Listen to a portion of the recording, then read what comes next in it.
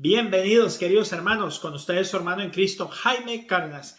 En esta programación, 15 minutos con la Biblia, porque desconocer las Escrituras es desconocer a Jesucristo. Empezamos en el nombre del Padre, del Hijo y del Espíritu Santo.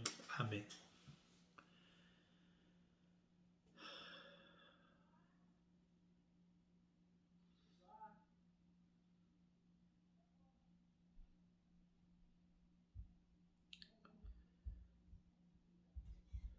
Gracias, Señor.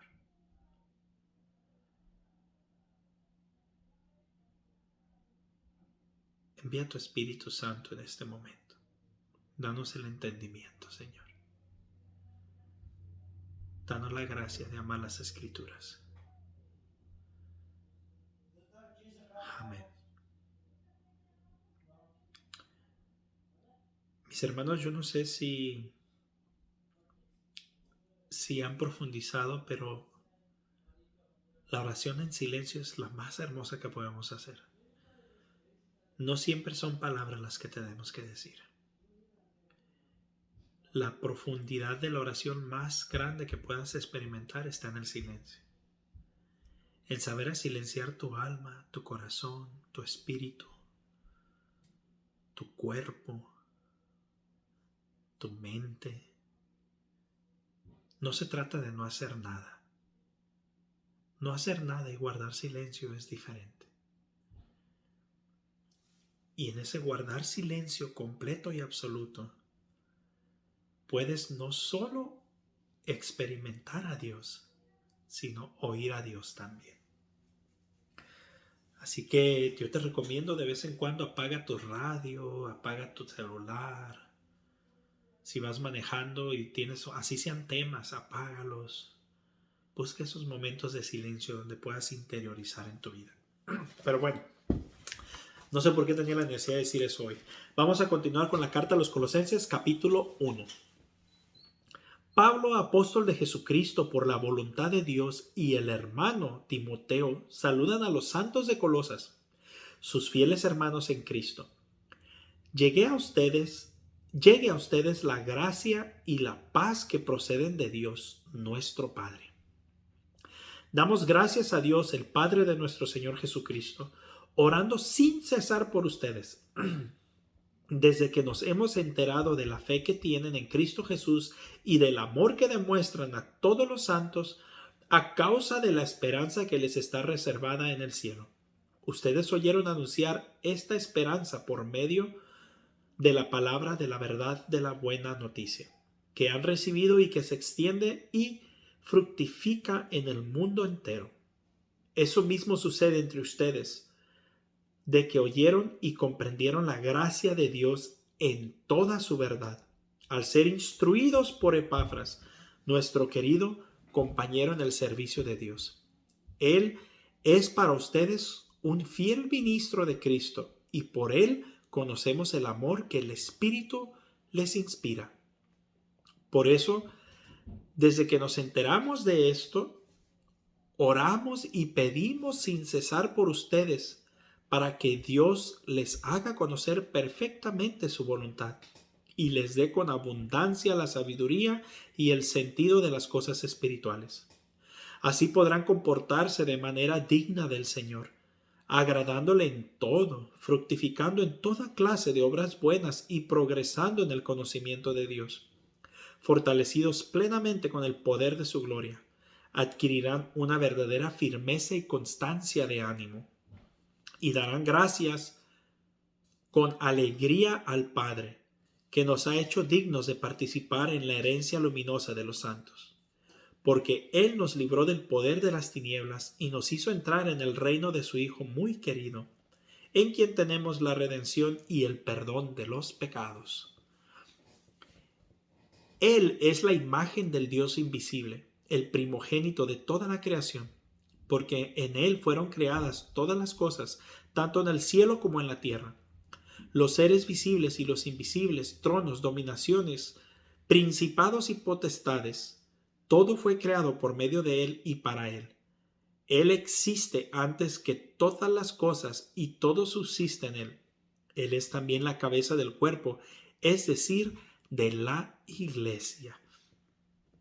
Él es el principio, el primero que resucitó entre los muertos, a fin de que Él tuviera la primacía en todo, porque Dios quiso que en Él residiera toda la plenitud.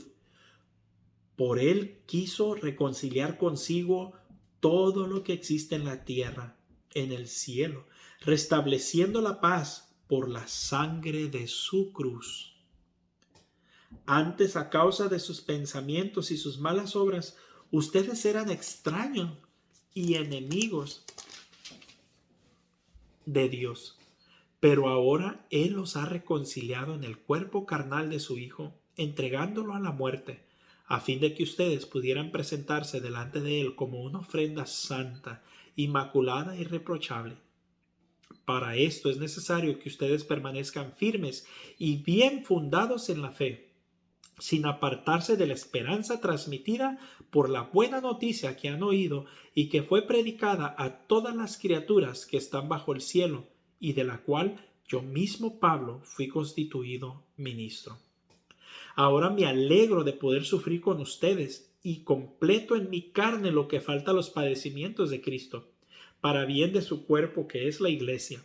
En efecto, yo fui constituido ministro de la Iglesia porque de acuerdo con el plan divino he sido encargado de llevar la plenitud entre ustedes la palabra de Dios. El misterio que estuvo oculto desde toda la eternidad y que ahora Dios quiso manifestar a sus santos. A ellos los ha revelado cuánta riqueza y gloria contiene para los paganos este misterio, que es Cristo entre ustedes, la esperanza de la gloria. Nosotros anunciamos a Cristo, exhortando a todos los hombres e instruyéndolos en la verdadera sabiduría, a fin de que todos alcancen su madurez en Cristo. Por esta razón me fatigo y lucho con fuerza, con la fuerza de Cristo, que obra en mí poderosamente. Capítulo 2 de la carta a los Colosenses. Sí, quiero que sepan qué dura es la lucha que sostengo por ustedes, por los de la Odisea y por tantos otros que no me conocen personalmente. Mi deseo es que se sientan animados y que, unidos estrechamente en el amor, a donde quiera la plenitud de la inteligencia, a toda su riqueza. Así conocerán el ministerio de Dios, que es Cristo, en quien están ocultos todos los tesoros de la sabiduría y del conocimiento. Los pongo sobre aviso para que nadie los engañe con sofismas. Aunque ausente con el cuerpo, estoy presente en el espíritu y me alegro al ver el orden que reina entre ustedes y la firmeza de la fe que tienen en Cristo. Vivan en Cristo Jesús el Señor tal como ustedes lo han recibido, arraigados y edificados en Él, apoyándose en la fe que les fue enseñada y dando gracias constantemente. No se dejen esclavizar por nadie con la vacuidad de una engañosa filosofía, inspirada en tradiciones puramente humanas y en elementos del mundo, no en Cristo, porque en Él habita corporalmente toda la plenitud de la divinidad, y ustedes participan de esa plenitud de Cristo, que es la cabeza de todo principado y de toda potestad. En Él fueron circuncidados no por mano de hombres, sino por una circuncisión que los despoja del cuerpo carnal, la circuncisión de Cristo. En el bautismo, ustedes fueron sepultados con Él y con Él resucitaron, por la fe en el poder de Dios que los resucitó de entre los muertos. Ustedes estaban muertos a causa de sus pecados y de la incircuncisión de su carne, pero Cristo los hizo revivir con Él, perdonando todas nuestras faltas. Él canceló el acta de condenación que nos era contraria, con todas sus cláusulas, y las hizo desaparecer clavándola en la cruz. En cuanto a los principados y las potestades, los despojó y los expuso públicamente a la burla, incorporándolos en el cortejo triunfal. Por eso que nadie los critique por cuestiones de alimento o de bebida, o de días festivos, de novilunios o de sábados. Todas esas cosas no son más que la sombra de lo que tenía que venir, pero la realidad es Cristo. que nadie los prive del premio que bajo pretexto de humildad y de un culto de los ángeles, esa gente tiene en cuenta solamente las cosas que ha visto y se vanagloria en el orgullo de su mentalidad carnal, pero no se mantiene unida a la cabeza que vivifica a todo el cuerpo y le da cohesión por medio de las articulaciones y los ligamentos, a fin de que su crecimiento se realice en Dios, ya que ustedes han muerto en Cristo a los elementos del mundo. ¿Por qué se someten a las prohibiciones de no tomar, no comer y no tocar, como si todavía vivieran en el mundo? Todo esto se refiere a cosas destinadas a ser destruidas por su mismo uso y no son más que preceptos y doctrinas de hombres.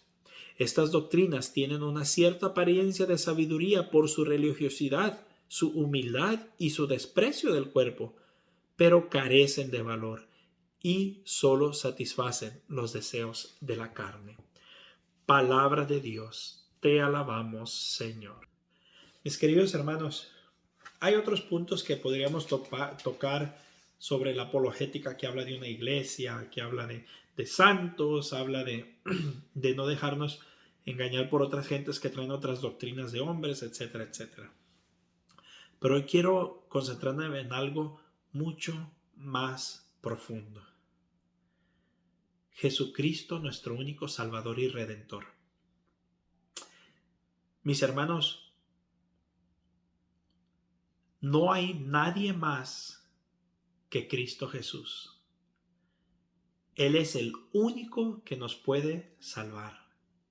Él es el único intermediador entre Dios y los hombres. No hay más intercedor sino Jesucristo entre el Padre y los hombres. Él es el único que puede hacer milagros. Él es nuestro único Señor. Él es nuestro único Salvador. Él es nuestro único Redentor. No hay más.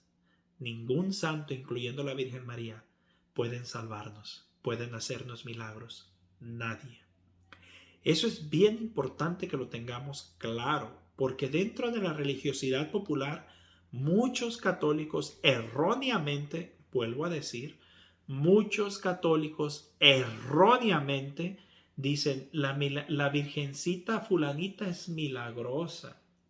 No, que la Virgen de Guadalupe es súper milagrosa, que el santo fulano es milagroso, San Juditas protégenos, San Juditas cúbrenos, San Juditas dan, y hacemos toda una... a veces yo he visto oraciones que le hacen a San Judas que hace cuenta que le están orando a Dios. O decimos, no, que irá, no, este santo es milagroso para esto, este otro santo es milagroso para... No, mis hermanos. Nadie hace milagros. Y ante el Padre no existe otro intercedor fuera de Jesucristo. Entonces un católico me va a decir, ¿pero qué no la Virgen María es intercedora que intercede por nosotros y los santos no interceden por nosotros? Sí, pero jamás ante el Padre. Ante el Padre, solamente Jesucristo. Nadie más. Nadie nos salva. Hay una imagen que sinceramente yo no la comparto. No voy a decir una cosa o la otra en cuestión doctrinal porque sinceramente no me sé la respuesta. Pero yo a mí no soy muy amante de esa imagen donde ponen, hace cuenta, es una imagen donde ponen a Jesucristo con Pedro y Pedro está como en una posición de, como rascándose la cabeza, como diciendo, ¿y aquí qué onda, Jesús?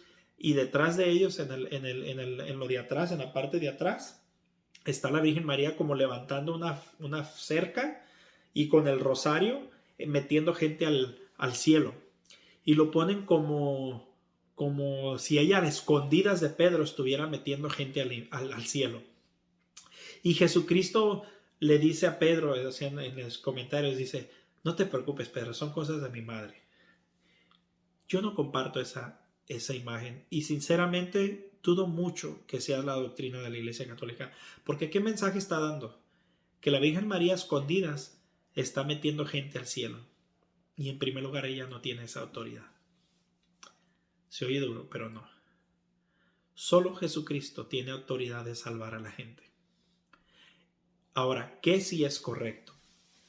No existe otra intercedora más poderosa y más grande que la Virgen María ante su Hijo Jesucristo. Eso sí, eso sí. Para mí la imagen, ¿cómo debería de ser? Pedro cuestionándose y la Virgen María rogándole a Jesucristo y el rosario de alguna manera jalando almas, llevándoselas a Cristo para que Cristo los deje entrar. Eso sí, ahí sí estaría de acuerdo.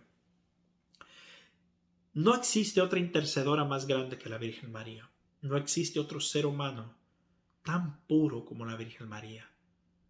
Pero no es Dios. No es divina. O no tiene deidad, más bien. Solamente Jesucristo tiene poder para salvarnos y para hacernos milagros. Ningún santo, por santo que sea, tiene el poder de hacer milagros. Únicamente Jesucristo. Los santos pueden interceder, la Virgen María puede interceder, San José puede interceder ante Jesucristo y de Jesucristo decide, por decirlo así, qué quiere y qué no quiere. Y ante el Padre únicamente Jesucristo. Pongamos todo en su lugar. La Virgen María es mediadora entre los hombres y Jesucristo. Cristo es mediador entre los hombres y el Padre. Es importante entender esto en ambos lados porque tanto el protestante se pone a acusar al católico de cosas que no son verdaderas, por ende los hace difamadores, pero el católico empieza a usar lenguajes que no son correctos y los hace idólatras. Pongamos todo en su lugar.